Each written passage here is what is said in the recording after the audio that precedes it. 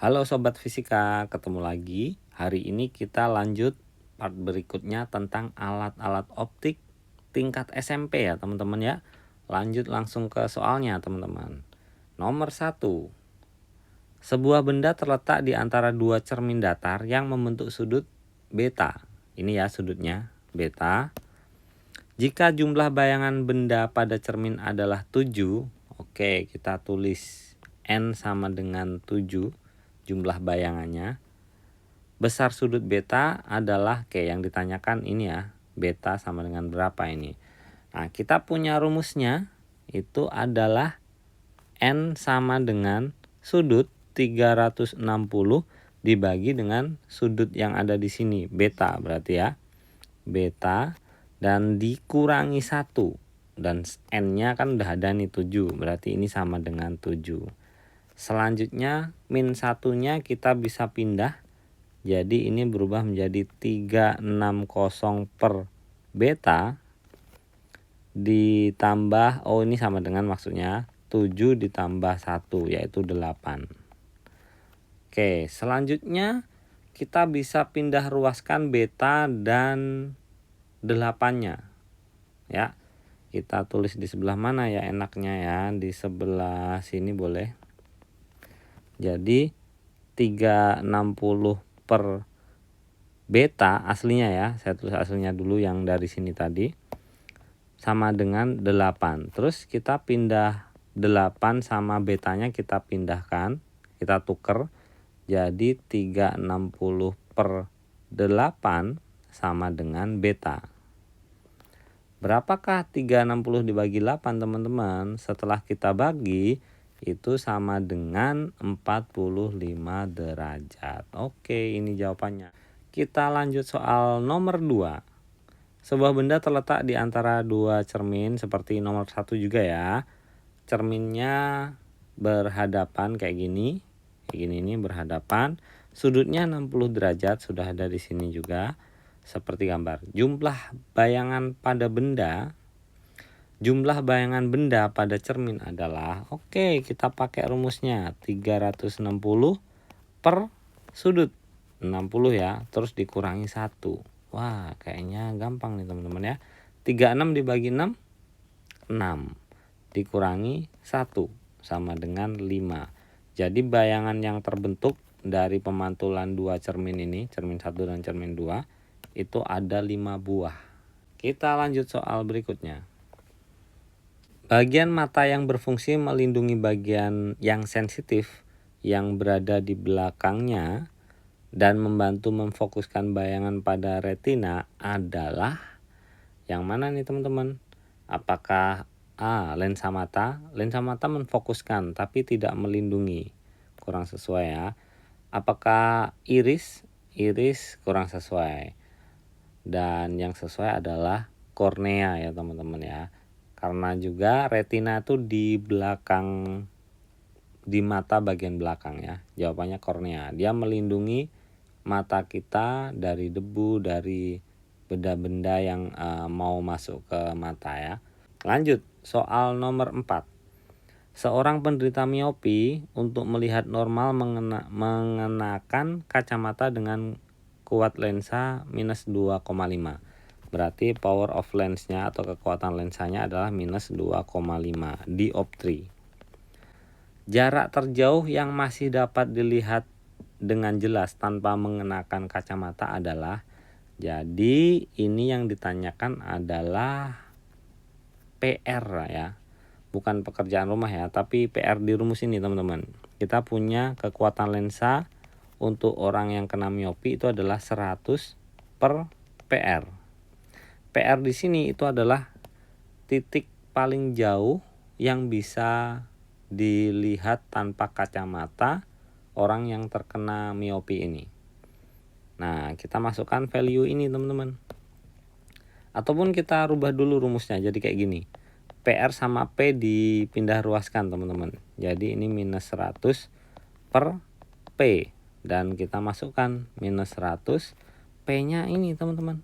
Ya, per minus 2,5.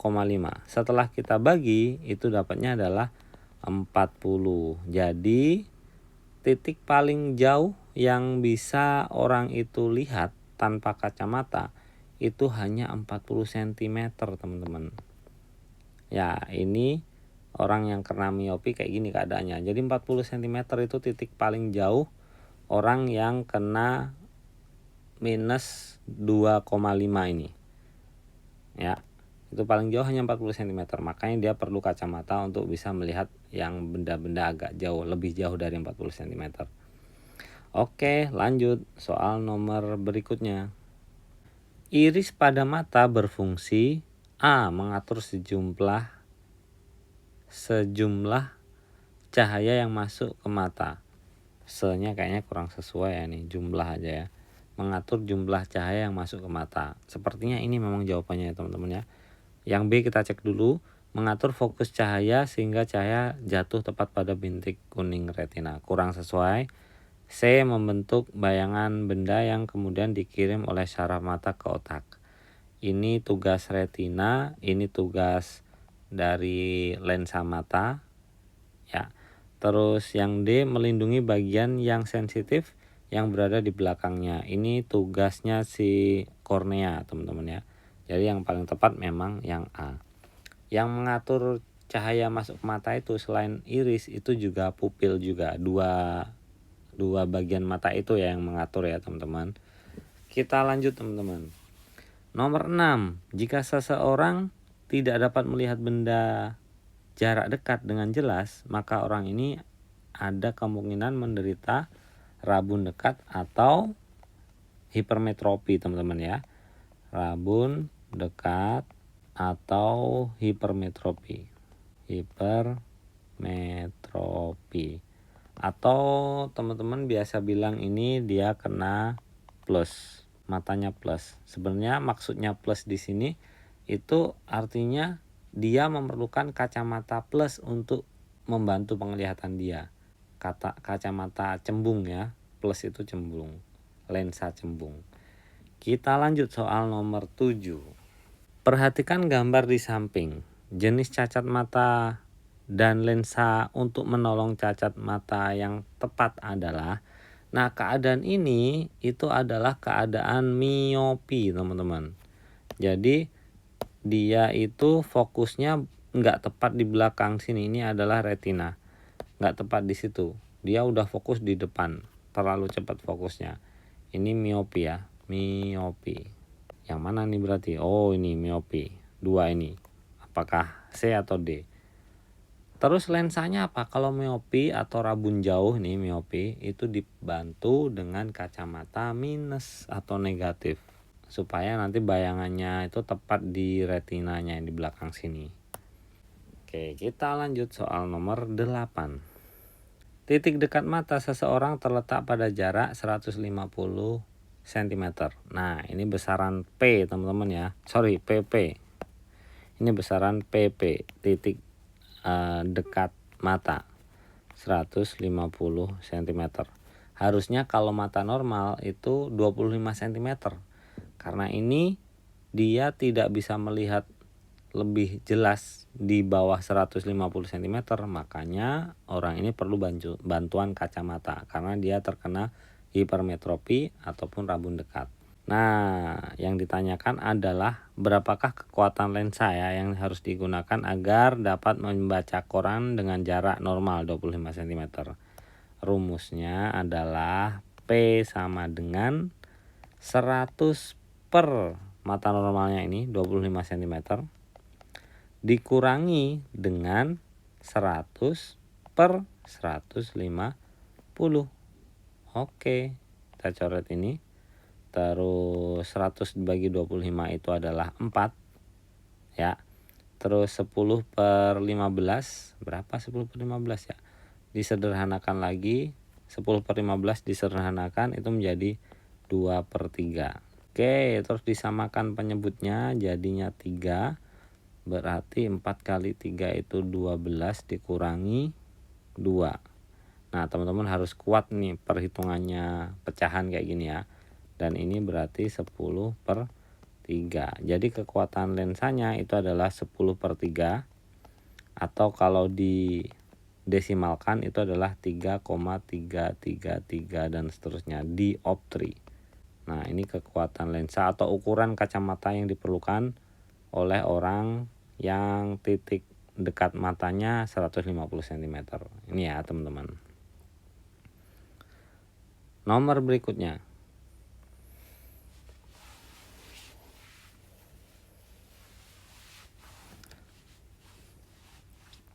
Penderita rabun jauh tidak dapat melihat benda jauh dengan jelas karena kita cek ya, bayangan yang terbentuk jatuh di depan lensa mata. Kurang sesuai teman-teman ya, rabun jauh ya.